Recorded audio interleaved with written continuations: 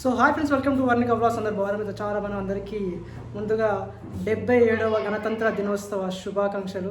So friends, మా ఊరిలో అయితే చాలా అంటే చాలా బాగా జరిగింది గణతంత్ర దినోత్సవం. సో బాబాసాహెబ్ అంబేద్కర్ గారు మన భారత రాజ్యాంగం ఈరోజు అమల్లోకి వచ్చిన రోజు కాబట్టి జెండా ఆవిష్కరణ జరిగింది. వర్ణిక, మీ స్కూల్ ఏమేమి వచ్చారు పాప?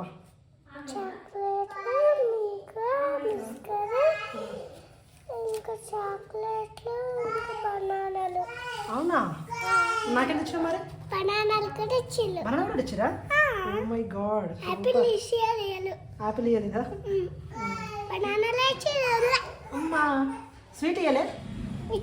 స్వీట్ ఇచ్చిరా? అమ్మ ఎట్లా అనిపించింది జనవరం గణతంత్ర దినోత్సవం? చెప్పు బాబాయ్, ఏమి మంచిగా అయింది కదా?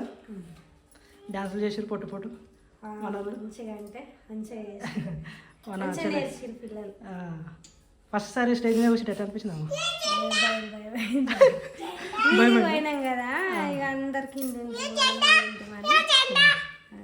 అది అయిపోయింది. కొంచెం భయం భయం ఉంది కదా? మాట్లాడదామన్నా ఒక్కొక్కసారి మాట్లాడదాం అనిపిస్తుంది, ఏదన్నా ఒక్కొక్కసారి మొత్తం మరోసారి మాట్లాడతాను, మళ్ళీ అట్లా కొంచెం భయం అనిపిస్తుంది అట్లా మంచిగా అనిపించింది. మన వయసు బాగా చేసింది డాన్స్ కదా? మంచిగా చేసింది, బంగారం వల్ల చేసింది. వర్ణిక వైష్ణవి ఎంత మంచి డాన్స్ చేసింది అక్క, వైష్ణక్క. చూసినాను, చూసినావా తల్లి? మంచిగా చేసింది అన్ని ఇట్లా ఉంది. ఆయన సార్ వాళ్ళు కూడా అంతే మంచిగా చేసింది. ఏమని చూను మంచిగానే ఉందా? కాదమ్మా, అయితే స్టేజ్ మీద మాట్లాడడం అనేది కొంతమంది ఏమో అంటే రెగ్యులర్గా మాట్లాడే వాళ్ళు మంచిగా మాట్లాడుతుంటారు, కానీ ఎప్పుడన్నా ఒకసారి మాట్లాడుతూ చూసినావా వాళ్ళకి కొంచెం భయం ఉంటుంది, స్టేజ్ భయం ఉంటుంది. ఇప్పుడు ఆఖరికి నేను మాట్లాడినా. సో ఫ్రెండ్స్, నేను ఇట్లా మాట్లాడినా, నాకు ఎంతో కొంచెం తెలుసు మాట్లాడగలుగుతా అటో ఇటో, కానీ నేను స్టేజ్ మీదకి వెళ్ళిన తర్వాత ఇట్లా నాకు ఇట్లా చాలా భయం అయింది. మాట్లాడుతుంటే నాకు ఇట్లా భయం అయింది. అంటే ఫస్ట్ ఎవరైనా మాట్లాడితే కానీ భయం అనిపిస్తుంది, ఇక కొద్ది మాట్లాడుతుంటేనే అది భయం అనేది పోతుంది అనమాట. స్టేజ్ భయం ఉండొద్దు అంటే మాట్లాడుతుండాలి, ఒక్కసారి రాదమ్మా. మాట్లాడచ్చు అట్లా. ఫస్ట్ సార్ కదా, ఫస్ట్ నాకు కూడా భయం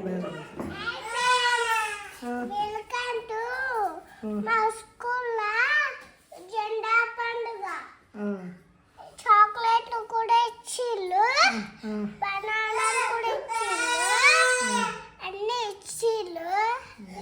ఇంకా మా వైశాఖ స్కూల్లో అయితే వైశాఖ డాన్స్ అయితే మంచిగా చేసింది ఫ్రెండ్స్.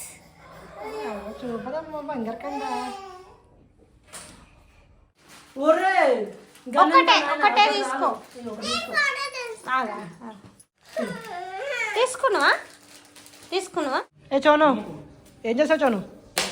నూకుతావా? నూకు. సో ఫ్రెండ్స్, అయితే నిన్న